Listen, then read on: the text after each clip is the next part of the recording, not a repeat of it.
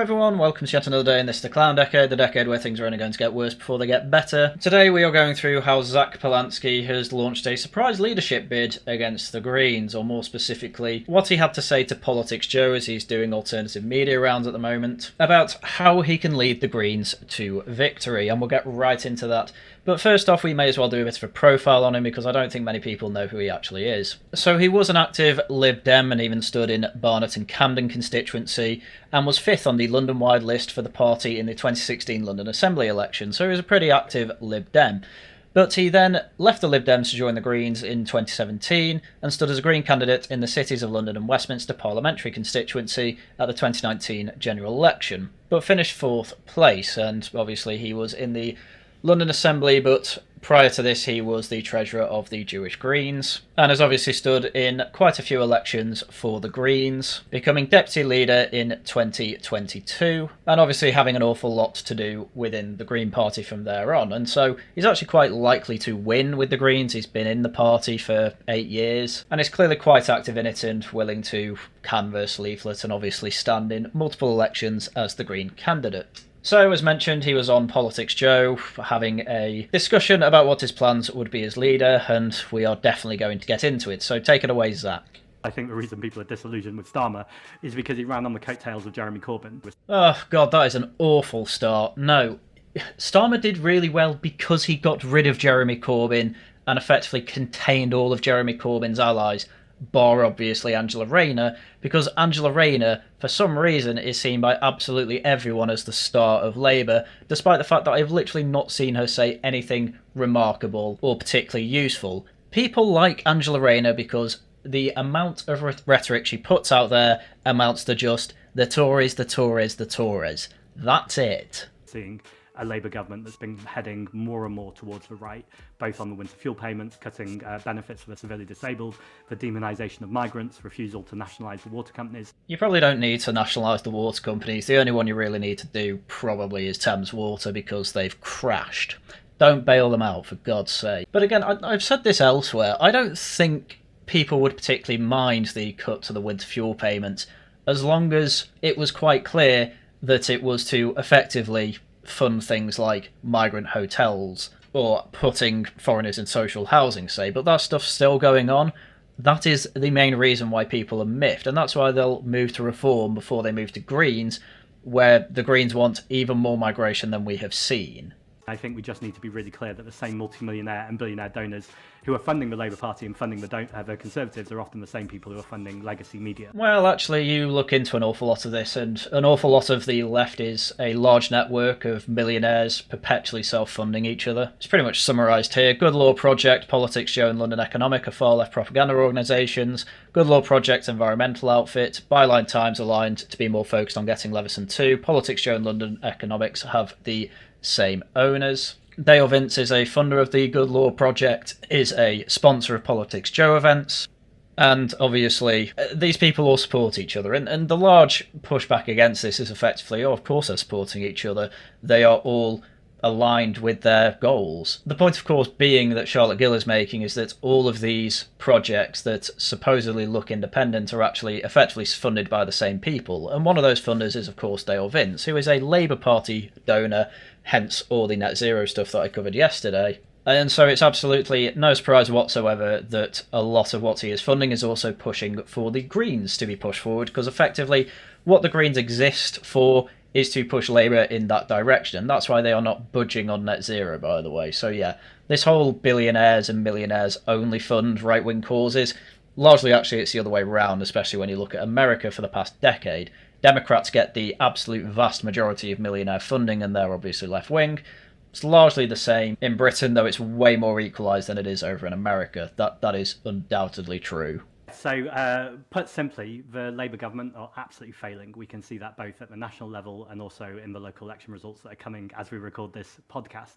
And the planet is burning, so this is a moment of real crisis, both in terms of the cost of living and the inequality crisis, and also the climate crisis too. I can tell I'm going to get really, really bored really, really quickly here.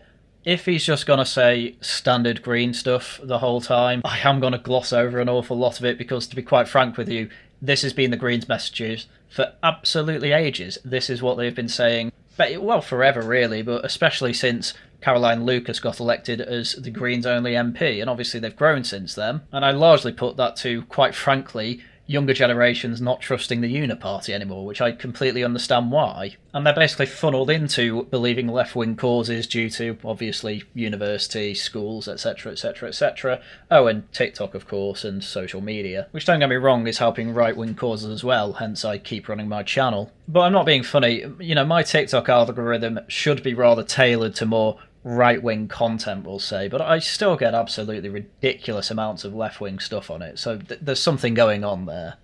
I think we need bold leadership. I think the Green Party can lead on that bold leadership, and that's why I'm running to be the next leader of the Green Party. Bold leadership, right, what does that entail? Well, before they get into it, we have his reaction to the local election results.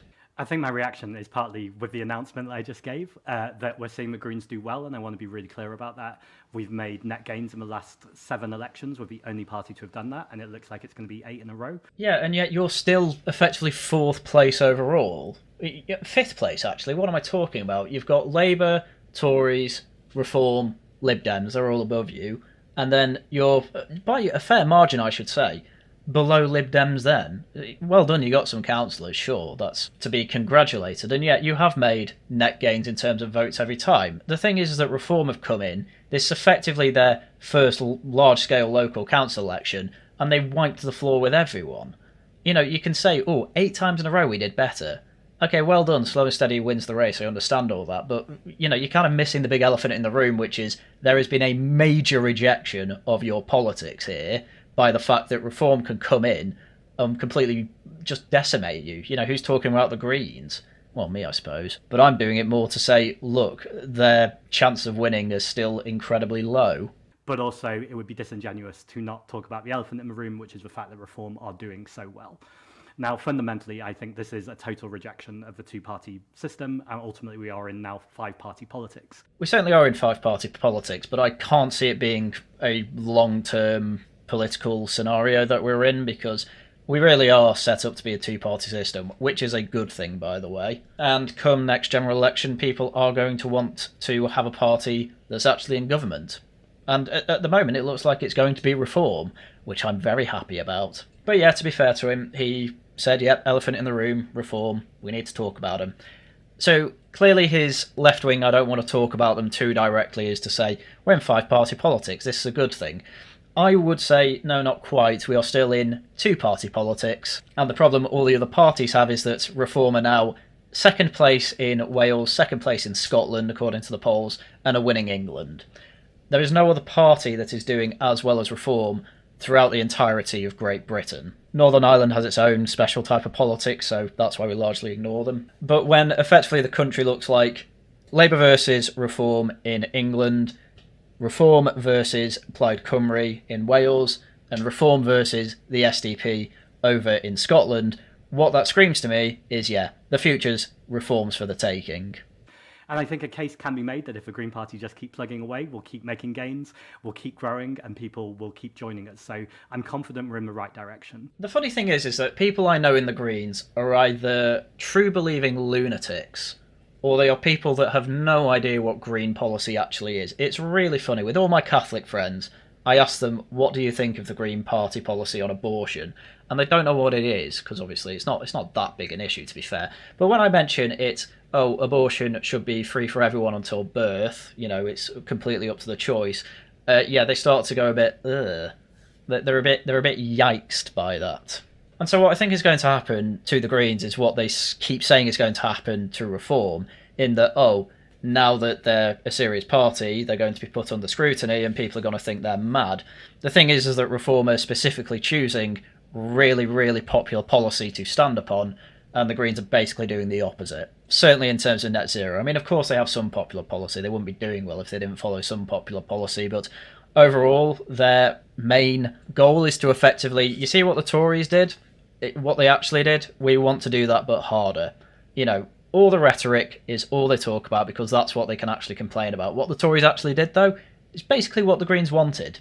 They won, and they don't actually realise it, which is why they're carrying on with what they're doing, because all they care about, all these art students, effectively, is the rhetoric, the story, the narrative they've put forward. And the narrative of, we're going to be the heroes of the planet, saving all the polar bears, that's good enough for them. Crazy. What I think isn't happening, though, is we are not in the right direction fast enough. We should not be allowing reform to occupy this space that both the Labour Party and the Conservative Party had completely left vacant. Well, one of the main reasons they're in that spot is because they are effectively massively for deportation. So what's your immigration policy?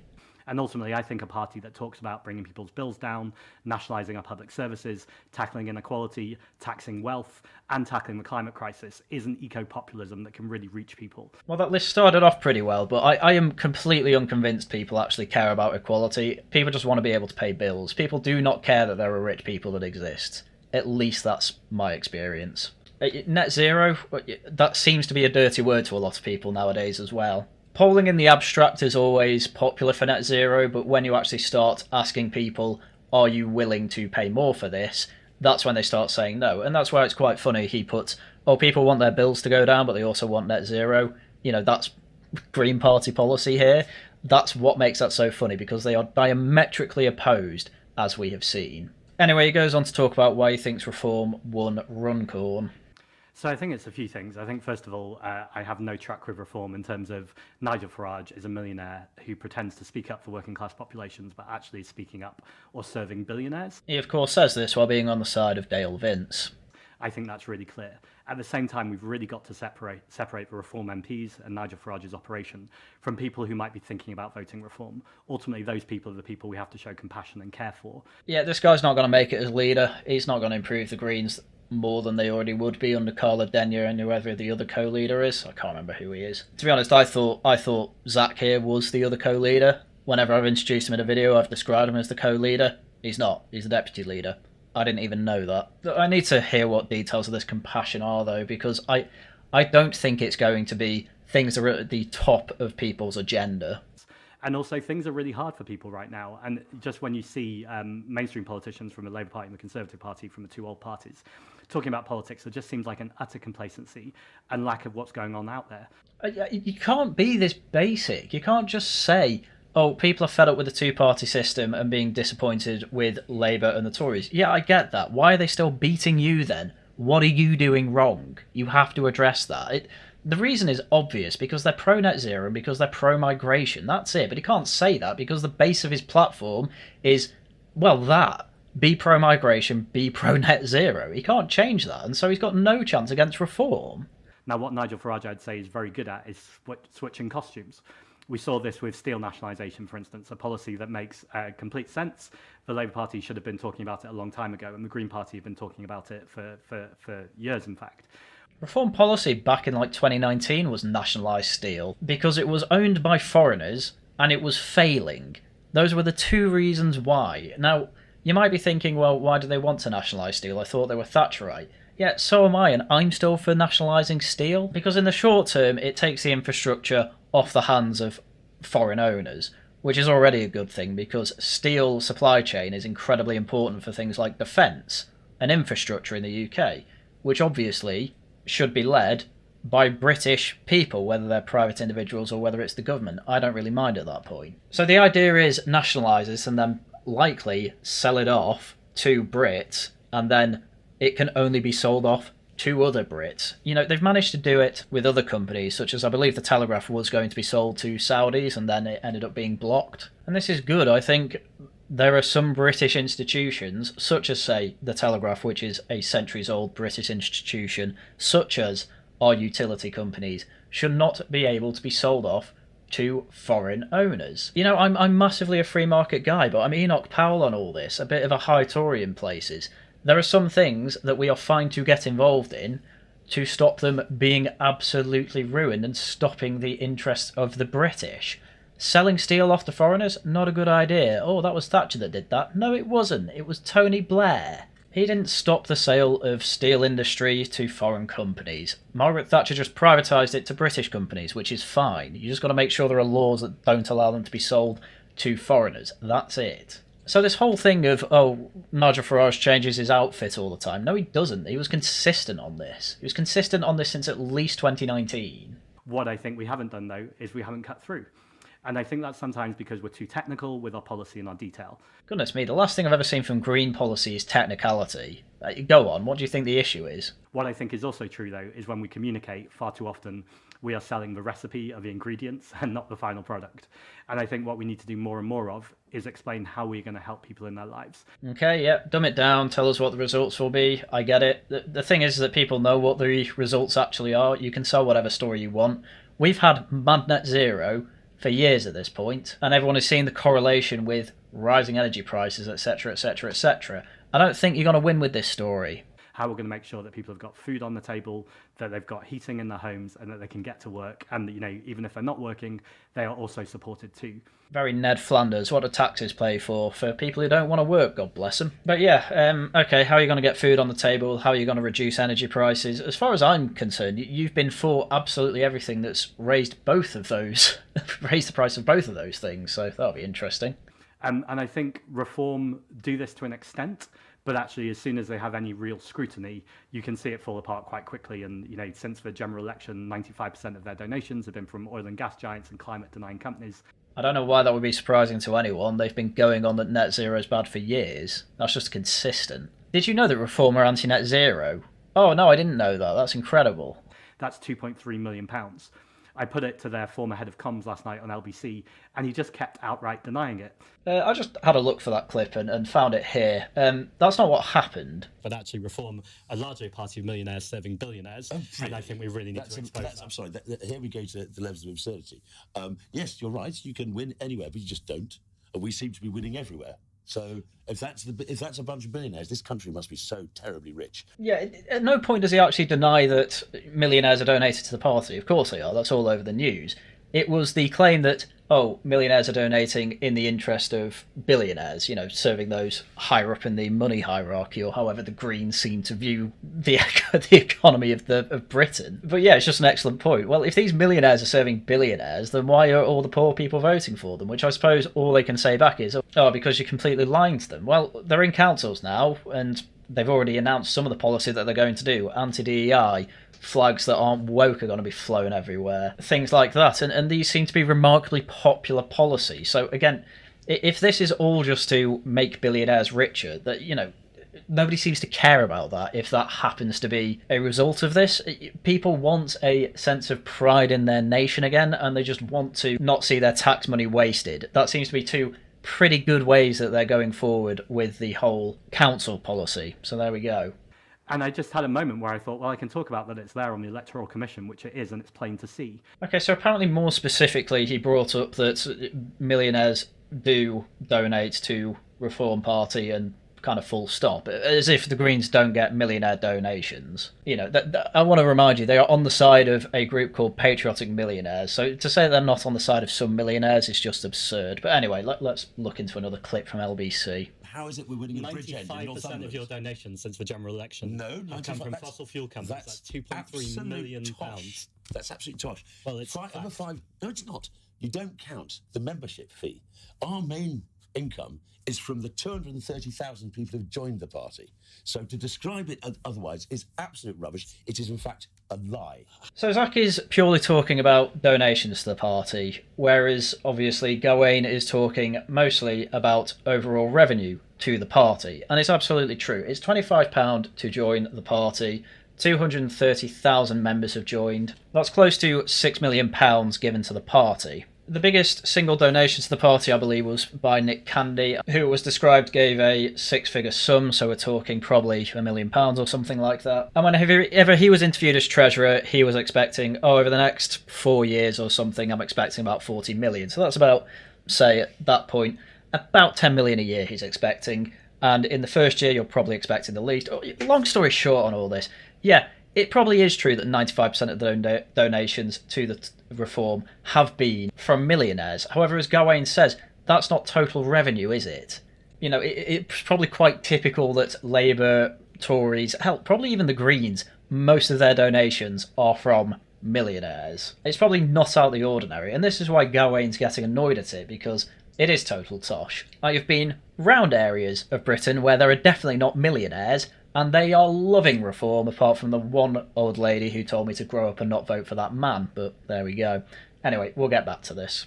But how do you deal with a party that will just lie, that will just make up stories, and emotional stories at that? Not too sure where Gawain's emotional stories are coming from there. There is less evidence that it's millionaires serving billionaires as it is that Reform is actually just a grassroots party. Again, I don't know how you can possibly say they're serving billionaires when literally the only party with more members than Reform is the Labour Party. How do you square that circle? You know, it's not millionaires joining the party 200,000 times, is it? So I'm not making excuses, but I think for anyone on the left, we do have a harder job. We've both got to start from a place of truth and a place of fact, so there's credibility in what we're saying, and also tell a good, emotional, compelling story.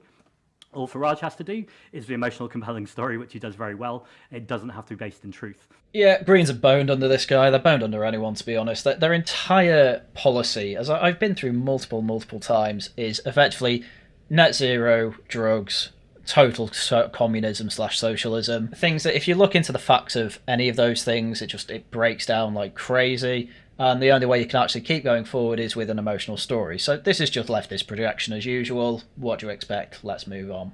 We literally have a nature and climate crisis. We had racist riots on our streets just last year, and no one seems to really talk about that anymore. And inequality is growing ever deeper, and we've got Reform on the rise and the right wing on the rise. Nature and climate crisis, I've covered it loads of times. It's overblown. Not that there aren't problems, but these are problems that can be solved by not making us all poorer, by ruining our energy sector. I don't know what you mean by that nobody talks about the riots. The riots are talked about quite a bit. You know, it's completely coupled every time there's news about Rudy Cubana going to jail.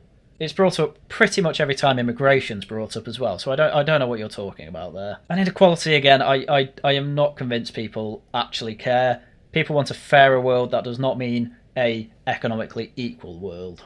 And I think the ultimate aim of the entire project is this. We need the Labour government to be more scared of losing votes and ultimately seats to the Green Party than they are to Reform. Well, with policy you've put forward so far, I don't think that's going to happen. Do you think net zero's really that popular? You know, people overwhelmingly voted for the anti-net zero party. Do you think people are going to want open borders like you do? They overwhelmingly voted for the anti-mass immigration party. You're boned, and it does not help that USAID has lost all its money, which I would not be shocked if that's where an awful lot of the Green movement's money was coming from. And I think ultimately we need to make sure that our electoral project is so successful that even before we've started winning more MPs, the Labour government is already shifting. Yeah, it's funny that didn't really happen with Reform at all. To be fair, it's happening with Labour, but that's because Reform have got everyone to a point where it's genuinely looking like Tories could be in single-digit seats next time.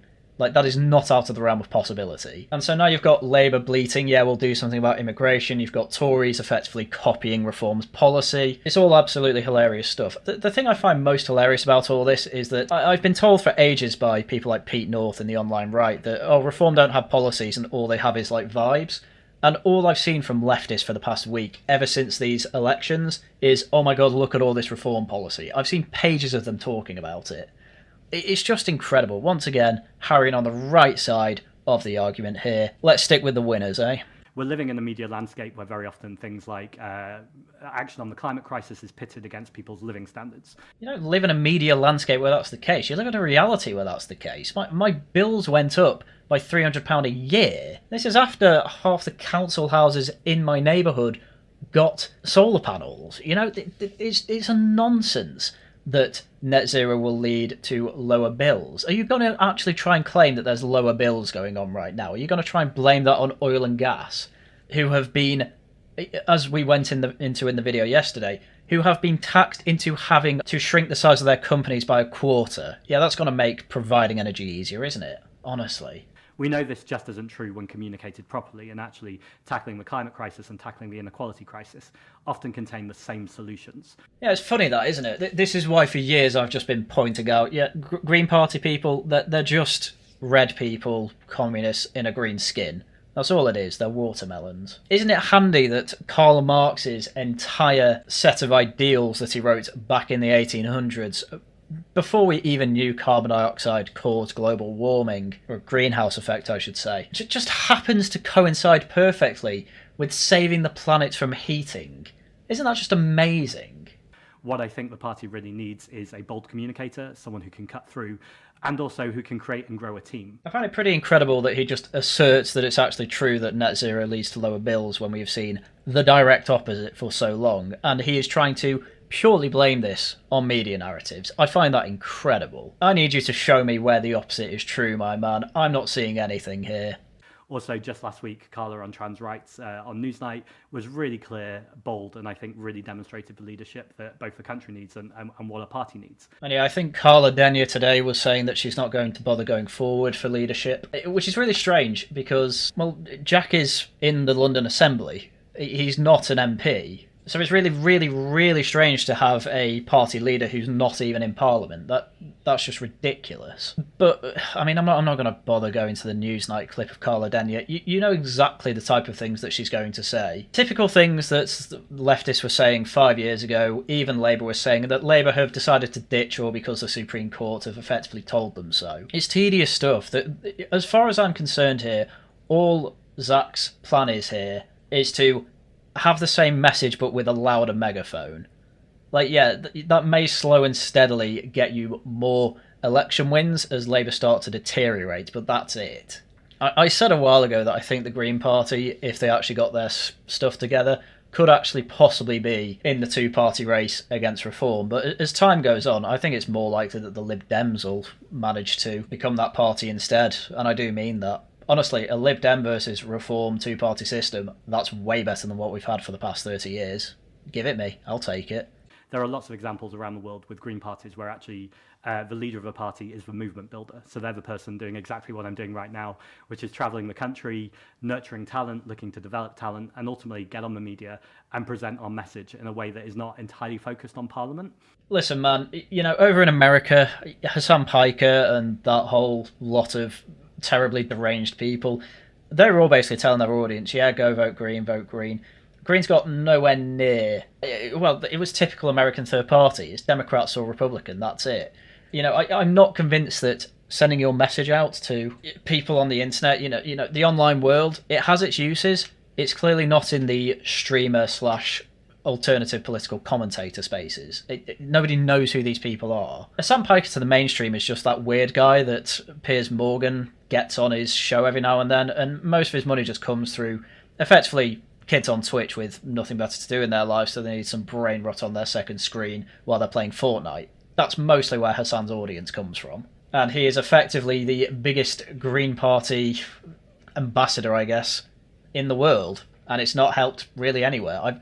I have not seen a Green Party be largely successful, so I don't know why you'd think this plan would carry on working. Yes, it will slowly and steadily get you more support, sure, but you're trying to beat Reform here. This isn't the way to do it, obviously. Of course, we want to win more MPs. That's the whole aim here. But actually, I think the Lib Dems are a good example here. They've won 72 MPs. Would I take 72 MPs right now? Sure, of course I would. But also, if you said to me, what are the Lib Dems changing right now? I think people would struggle to answer that question. Well, yeah, but the Lib Dems are a splinter party from the Liberal Party, which is a party that's 2 centuries old, or was 2. Well, no, it still is 2 centuries old. It still exists. But, you know, that's largely down to these networks that they've had for these centuries effectively still going. Now, don't get me wrong, the Greens have been making their own networks and, you know, have 4 or 5 MPs, I can't remember which. So it's clearly not like they can't make their own networks. The problem is that they are ridiculously localised to university towns, and that's pretty much it. Where are their strongholds? Basically Bristol and Brighton. And that's pretty much it. I mean, good luck everywhere else, I suppose. You know, they're good at getting councillors in some other areas. But the most success I've seen from getting those councillors is effectively, you know, allowing the Gaza supporters who are not going independent, I'll put it that way. There's a sense that they have run 72 different campaigns in those seats, and they've done those impressively well, so I'm not taking that away from the 72 individuals. But ultimately, there's no theory of change there. There's no clear narrative that the Lib Dems are saying that is ultimately talking about, you know, corporations are destroying our environment, destroying our communities, and destroying our democracy. I'm completely on his side that people do not understand what the Lib Dem message is here, and that Lib Dems effectively are being voted in via inertia. I don't know anybody that's particularly impressed by Ed Davey. People just think he's a funny guy, I guess. But yeah, you just look at their manifesto. A fair deal on the economy. Everyone deserves the chance to get on in life and see their hard work properly rewarded. To do this, they'll invest in renewable power, home insulation to drive a strong economic recovery, bring down energy bills, create clean, secure, well-paid new jobs, blah, blah, blah, blah, blah. It's basically a Green manifesto. So you're on the same platform, it's just Ed Davey's more likeable. That's what I'm getting from this. Also, he's part of a party that is centuries old as well, so that's also in his advantage. But to say that they don't have a message, no, the problem is that the message is the exact same as yours. They're a bit more fun about it is all. Oh yeah, they're massive Ramonas as well. I forgot about that as well. Which means that they get the Remain vote by default. So there you go. But they're not willing to take those on. They're not willing to take on multimillionaires and billionaires. I saw Daisy Cooper with Gary Stevenson, for instance. She shied away from even calling for a wealth tax. Oh yeah, the wealth tax. That's the other thing that the Greens are going to go on. I think I've talked about that enough on this channel. I'm just going to skip all that. Yep, Greens want a wealth tax. Great. We're going to shout that louder. Don't care. So what I want to do is a two-tier strategy, or a two kind of route strategy, which is, yes, to keep winning MPs. That's absolutely a really important part of the strategy. And also, just as crucially, to do that community organising, because I'm absolutely convinced if you live in a town, in the countryside or a city, inequality is hurting you. Oh, he was doing all right then. Yep, you absolutely need your local branches and your local networks to be strong to end up having a good ground game, which will then end up with, 670 odd seats being won in councils, and then hopefully also MPs in by-elections and general elections. I wonder which party's done well at that. Oh, Reform. Wonder why they've done well of that. Oh, because they're actually offering an alternative to what Labour and Tories have actually been delivering for the past few years. Inequality. I'm so bored of this. I'd say, how is it still a thing? It's always going to be a thing, obviously, but it's good to see that it's basically non-existent anymore. Labour are quite openly now just the party of extract all the wealth from everyone to give it to the public sector. Tories, God knows what they're doing now. They're just copying Reform, but they weren't. And were in fact basically just the Lib Dem party. And Reform are actually offering the proper alternative. Do you really think that taxing the rich more than they already are is going to change anything? Of course it isn't. All it's going to do is make them leave and put us in a worse financial position. You know, there was news yesterday that, Rachel Reeves went over her fiscal rules by £60 billion or something like that. Man, is that because she's taxing the rich even more? Yeah, probably. Incredible. Laffer curve undefeated. When you talk to those people in the area, the context of the conversation is definitely different. We're talking about possibly farms and rural bus services, whereas in the city, we're probably more talking about rent controls and maybe police reform. So the conversations are different. But ultimately, what we are talking about is the 99% versus the 1%. You think the 1% are stopping rural bus services? Sorry, you think the 1% are trying to destroy farms? The 1% are buying farms to keep them going? Okay, it's for inheritance tax, but still. And oh my god, rent controls. Do not vote for the Greens. Do not vote for them. It will be a one-way ticket to ruining your council, as has been shown in the past. They can't even keep up with doing bins properly. We're talking about a very small group of people, a tiny small group of people who hold wealth and power in this country, who are restricting that from being redistributed. And I believe economics, just like wealth, should be rebalanced and redistributed amongst everyone. Yeah, that'll solve all problems. You know, we've had the highest tax burden ever as a country and the most redistributive policies ever. Something like a third of the public purse is spent directly on redistributing wealth, and everyone's lives have got worse as a result of it. You're completely wrong. I don't know what to tell you. Like, you keep saying, the media's for all this. No, the media's just reporting reality, amazingly. They do it every so often. But they will platform nonsense like you all the time, but put it in a, obviously, red rosette instead. It's just ridiculous. Communism's dead. Long live, neoliberalism, whatever you want to call it. I don't really care. Thank God for Farage. I think there's a huge moment here. I would argue almost we already are the party of economic left, and I think we need to be bolder about that. What do you mean? Everyone knows this. What do you mean you need to be bolder about it? There's nobody who thinks you can get more communist than you. What are you talking about? This isn't kind of even about reinventing the party in some ways. It's about communicating what the heart of the party is. There's only so many times I can hear his plan to be, don't change anything we're doing, just get a bigger megaphone. Before you just realise, the Greens are just going to still be a joke then. I thought I'd give this guy a chance, because you never know with the left. They can come out with a Tony Blair once in a while, and this guy has his history in political parties, so maybe he knows what he's doing. But no, he doesn't. He doesn't at all. He doesn't realise that a big off-putting part of the Greens, whole shtick is just that they're very unlikable with their messaging. And it doesn't look like they can move beyond student politics. And wouldn't you know it, the guy can't move beyond student politics. His answer is get a bigger megaphone, just honestly. Right, is there anything else interesting in this podcast? Let's find out. I don't think they necessarily know our policies on rent controls or building social or council houses. I don't think they know our policies on media reform. I mean, again, there's absolutely zero surprise that you are for rent controls. There is zero surprise that you want a whole bunch of social houses built, even though you are complete NIMBYs when it comes to building absolutely anything whatsoever. So how do you expect to, well, get to your perfect vision of Britain? But finally, what do you mean media reform? What do you mean media reform? What are you going to do to media? That's what I'm interested in now. Does he go into detail on this? He doesn't, by the way, he just moves on. What the hell is their media reform policy? Our media landscape is skewed by the dominance of billionaire and big tech ownership intent on maximising profits by irresponsible practices that undermine democracy and promote harmful online content. But they will push for a change in the law so that no single individual or company can own more than 20% of any media market. Okay. All the reforms proposed in the second part of the 2012 Leveson report. That's basically just a push to bring in a new media regulator, because apparently Ofcom and the online safety bill is not enough for these people. Just insane. Now, I think the difficulty is, if you start endorsing independence, for instance, is you are implicitly agreeing with the idea that the Green Party is some kind of white, middle-class, educated party, and the independent parties are where the working-class kind of radical politics is. That's absolutely not true. We have councillors all across the country who are working class from global majority backgrounds, and absolutely their politics is rooted in a politics that is to the, of the left. Councillors of a global majority background, eh? Interesting, isn't it?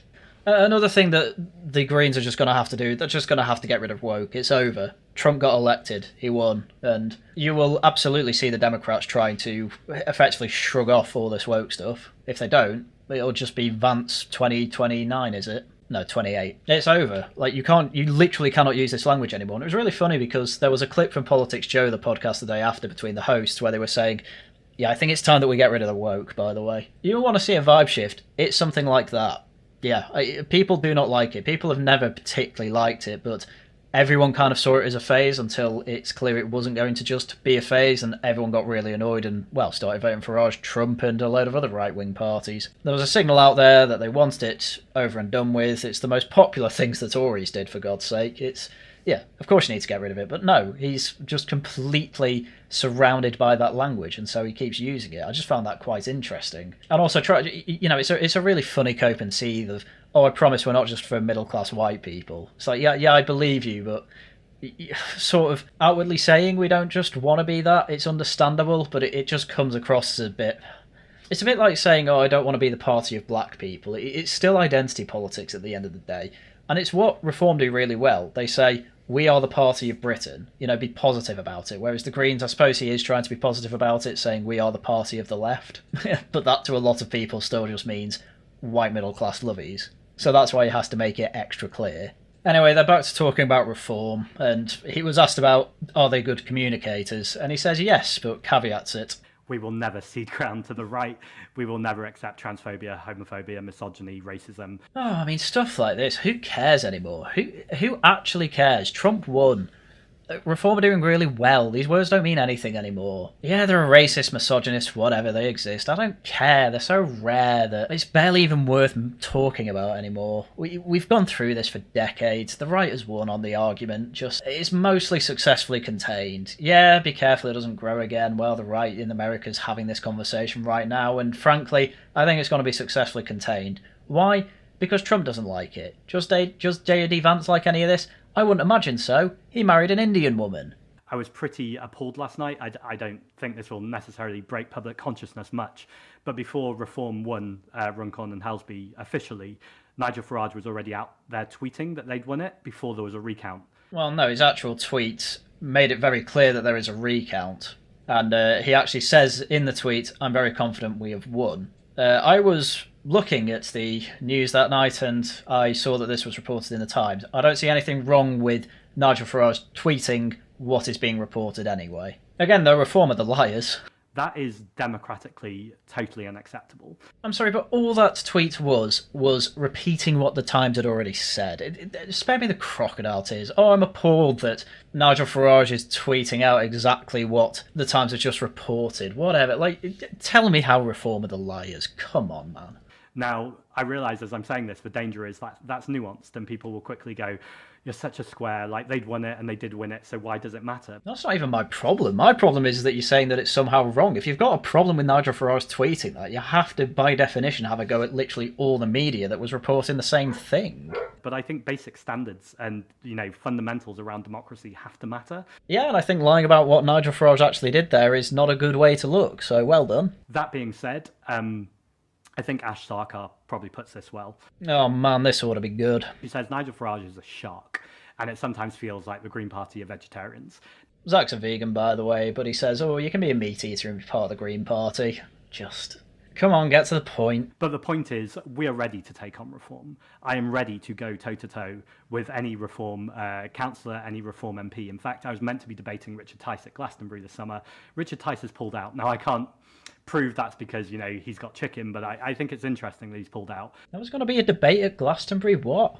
Yeah, I don't blame Richard Tice for not going there, to be quite honest with you. But, you were on with Gawain Towler the other day. He seemed to handle you just fine. Again, all that I've really seen from this guy is dishonesty, and all he wants is, I want a bigger megaphone to be dishonest louder. I cut the clip out, but he had a go at Donald Trump before. It's like, oh, that's what happens when you keep lying. As if, the left were whiter than white talking about Donald Trump, honestly. I'm not saying Donald Trump's 100% truthful. That'd be ridiculous, but... everyone remembers his presidency from last time, especially with the amount of fake news that was put out about him. There were comprehensive lists of it, for God's sake. And by the way, that is not ego. When I'm talking and using that voice or this microphone, or any Green Party person is, we're not talking for ourselves or for the Green Party. We're talking about the millions of people around this country who badly need that representation that I'm speaking with rather than for. Oh, there's totally not a hierarchy in this party that I'm trying to be leader of. Honestly, I can't stand leftists at this point. I'm so bored of them. I know because I've been in their community halls. I've heard the anger. I've seen the anger. I often think during this campaign, I was up north and I met a family where they couldn't afford to buy curtains for their youngest child. So they were just kind of had jumpers holding up in the window. Not the most egregious thing when people are going hungry and starving, but it was just a real kind of tangible example of these things are going on every single day in our homes. And they are very rarely talked about on media or in national conversation. Are you kidding me? That there seems to be a talk about food banks or people going hungry, once every few weeks, something like that. Cost of living crisis that's been a non-stop talking point for over a year at this point. Thanks to a crash after we shut down the economy during COVID and hyperinflation that happened for a few months as well. What do you mean this isn't talked about? But actually, we should get angry about child poverty. And anger is something that I think is often missing in politics. I think there's a balance. I think if you're just angry and you're not offering solutions, you're creating more toxicity and division. Right, and your answer is net zero, rent control and tax the rich, right? Well, that's not solutions. And also, where's your war face, man? We need to get angry about child poverty, he says in one of the most calm voices I've ever heard in my life. And actually just not being polite about it, being kind but not polite. Proper Ed Miliband, yeah, I'm tough enough energy here. This is incredible. What am I listening to? I'm listening to a guy pretend he's angry while talking like he's at some sort of Buddhist monk meeting. Like, what are we doing here? Anyway, he finishes off by doing the Labour Party left the left, which, yeah, I can see why they say that, fine. It's just not interesting. I don't know why I expected this to be anything other than, yeah, I think our message is bang on. Why are you still fifth then? When we talk about five-party politics, I can kind of see why, but it's very, very localised five-party politics, really. Mostly, it's three-party politics, depending on the constituency in the area. It's just that these five parties are obviously all over the place. And obviously, we're talking nationally. You're not including Plaid Cymru and the SNP in this, who have 4 and 9 seats respectively. And the SNP are making a bit of a comeback. That is how bad Labour are, by the way. And that's with Reform currently polling second in Scotland. We are in a crazy timeline where really it's more like 7-party politics. It's just we are now seeing Reform either second or first in pretty much everywhere, to be honest. It's crazy. I've never seen anything like it. And people wonder why I'm such a Reform loyalist. They're winning. They're winning and they're malleable. Have you ever heard of entryism? What's easier, entryism into the Tory party, where they're only just now catching up with Reform, or in the party that's already most of the way to where I'd like them to be? Which is effectively just Thatcherite anyway. They're not even that far off it, to be honest. Just nuts. But here we are listening to the Greens because I thought they'd have something interesting to say, but I am now rescinding my previous prediction that they'll get anywhere in politics. I can't see them doing very well. It'll be good for the student vote and for the mad lefty, and that's about it, but that's not an awfully big vote, has been proved time and time again. So with that, I will leave it there. Right, thank you very much for watching. Next Tuesday it's Tosh Talks. The poll for that should be out today. On Thursday it's more Subnautica, and on Saturday it's Laughing at the Guardian with some whamming. Videos out as and when I can make them. Do subscribe, leave a like, leave a comment to the channel. It's really good ways to help it. Do also become a member, leave super chats, super thanks. Great way to help out the channel.